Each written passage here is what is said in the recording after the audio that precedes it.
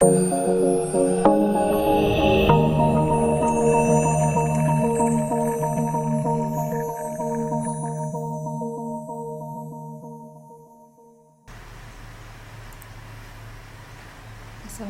warahmatullahi wabarakatuh. Apa kabar semuanya? Semoga kita semua selalu dalam keadaan sehat walafiat. Pada video kali ini kita akan membahas mengenai materi pertemuan kelima, yaitu manajemen waktu proyek. Pada pertemuan keempat, kita kemarin sudah mempraktekkan bagaimana cara membuat PBS dan penjadwalan proyek, serta mengetahui bagaimana cara membuat Gantt chart. Oke, tanpa memperpanjang waktu, kita akan bahas apa itu manajemen waktu proyek. Nah, manajemen waktu proyek meliputi proses-proses yang diperlukan untuk mengatur penyelesaian proyek dengan tepat waktu. Jadi di sini maksudnya kegiatan-kegiatan atau task-task yang diperlukan untuk menyelesaikan proyek tepat waktu agar nanti waktunya tidak molor dan sesuai dengan budget.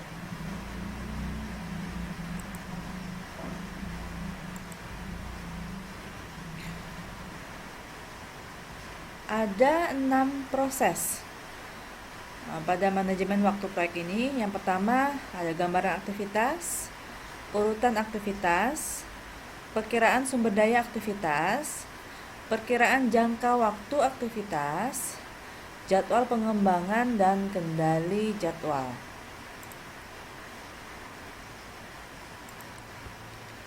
Step yang pertama yaitu gambaran aktivitas. Menggambarkan aktivitas adalah proses mengidentifikasi tindakan-tindakan spesifik yang dilakukan untuk menghasilkan deliverables. Jadi di sini diidentifikasi proses-proses atau kegiatan-kegiatan yang spesifik untuk dilakukan dalam proyek tersebut agar menghasilkan deliverables atau hasil. Nah, gambaran aktivitas ini menyediakan suatu dasar untuk perkiraan penjadwalan, pelaksanaan, dan pemantauan serta pengontrolan pekerjaan proyek. Maksudnya di sini adalah jadi setelah kita identifikasi kegiatan-kegiatan yang spesifik, nah kita bisa memperkirakan jadwal-jadwal pelaksanaan proyek. Nah, di situ kita bisa pantau kapan kegiatan itu berakhir, kapan pekerjaan itu selesai, dan kapan pekerjaan itu dimulai, serta pengontrolan. Nah, dikontrol apakah pekerjaan itu sesuai dengan jadwalnya, molor atau tidak, dan lain sebagainya.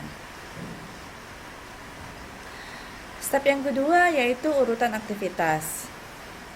Urutan aktivitas adalah proses mengidentifikasi hubungan-hubungan dokumen di antara aktivitas proyek. Dapat dilakukan dengan menggunakan perangkat lunak, manajemen proyek, atau dengan menggunakan manual atau teknik-teknik yang diotomatiskan.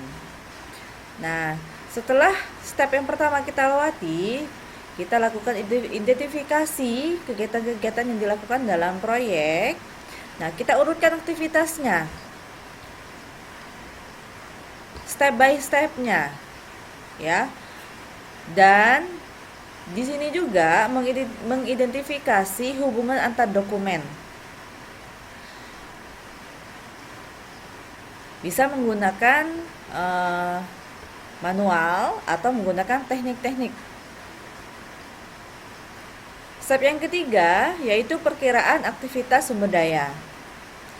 Perkiraan aktivitas sumber daya adalah proses perkiraan jumlah dan jenis material, orang-orang, peralatan, atau persediaan yang diperlukan untuk melaksanakan masing-masing aktivitas. Nah, di sini dihitung, diperkirakan, diestimasikan jumlah materialnya, jumlah orangnya, jumlah peralatannya, nah, dan juga jenis-jenis materialnya, apa saja yang dibutuhkan, orang-orangnya, sumber daya manusianya, siapa-siapa saja yang dibutuhkan dalam proyek tersebut, peralatannya, apa saja yang dibutuhkan, dan persediaan peralatan yang dibutuhkan. Selanjutnya, step yang keempat yaitu perkiraan jangka waktu aktivitas. Perkiraan jangka waktu aktivitas adalah proses memperkirakan banyaknya periode-periode pekerjaan yang diperlukan untuk melengkapi aktivitas individu dengan sumber daya yang diperkirakan. Perkiraan jangka waktu aktivitas menggunakan informasi pada cakupan aktivitas dari pekerjaan, tipe sumber daya yang diperlukan, memperkirakan jumlah sumber daya, dan jadwal penggunaan sumber daya. Nah, di sini jangka waktu aktivitasnya, setiap pekerjaannya, setiap kegiatannya itu dihitung jangka waktunya, mau 1 hari, 1 minggu, 1 bulan, 5 hari, atau 1 tahun, ya, diperkirakan dalam step keempat ini.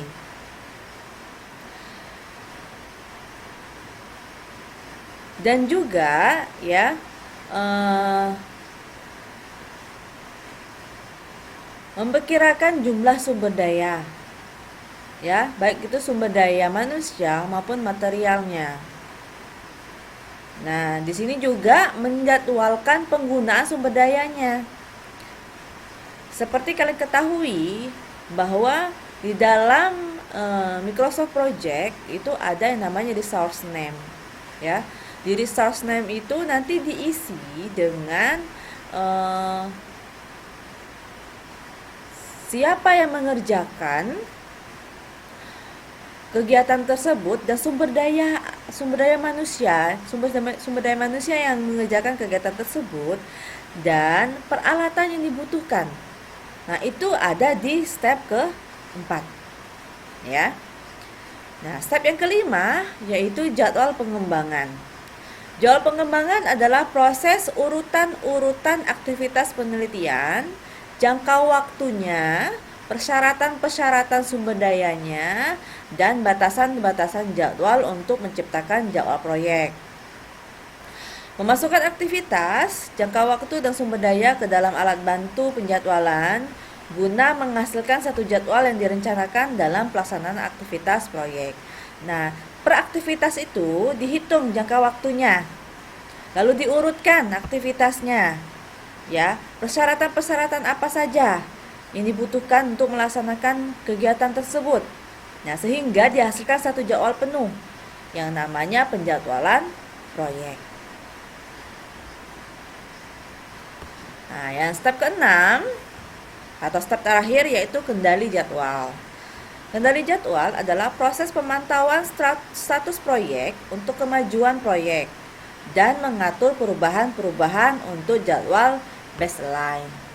Nah, di sini adalah monitoring terhadap jadwal yang sudah dibuat. Apakah pelaksanaannya sesuai dengan penjadwalannya? Dan juga di sini juga mengatur perubahan-perubahan apabila nanti ada pekerjaan yang melewati batas waktu, ada pekerjaan yang melewati batas budget. Nah, di sini ada di step ke-6. Nah, di sini sudah ada contoh mengenai penjadwalan proyek. Ini yang namanya penjadwalan proyek, ya. Ini jadwal proyek step by step-nya. Step by step pekerjaan proyek.